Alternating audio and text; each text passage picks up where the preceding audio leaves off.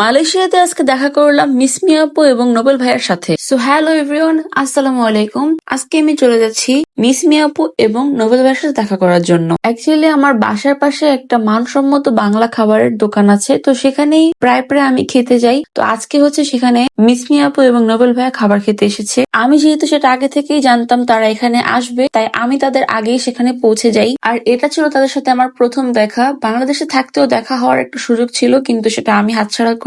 তো আজকে আমি আসলে হাতছাড়া হতে দিলাম না, চলে আসলাম। এবং এখানে আরো ছিল মালয়েশিয়ার কন্টেন্ট ক্রিয়েটর আদনান ভাইয়া। আমি যখন ইনায়াকে কোলে নিচ্ছিলাম আমার কাছে মনে হচ্ছিল ও মেবি আমার কোলে আসবে না বা কান্নাকাটি করবে, বাট না, ও আমার কোলে খুব সুন্দরভাবে বসেছিল, যেটা আমার কাছে খুব বেশি ভালো লেগেছে। আর মিসমি আপু এবং নোবেল ভাইয়া খুব ভালো মনের মানুষ, দেখা না হলে হয়তো বা বুঝতে পারতাম না। তাদের সাথে দেখা শেষ করে একটা মিনোমান খেতে খেতে চলে যাচ্ছিলাম বাসার দিকে, কারণ আমার আবার আজকে জবে যেতে হবে।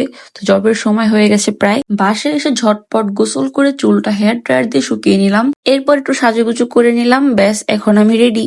গ্র্যাব যেহেতু আগে থেকে কল করেছিলাম, সেহেতু গ্র্যাবও চলে আসলো। এবার আমরা গ্র্যাবে করে আমাদের কাজের উদ্দেশ্যে রওনা হচ্ছি।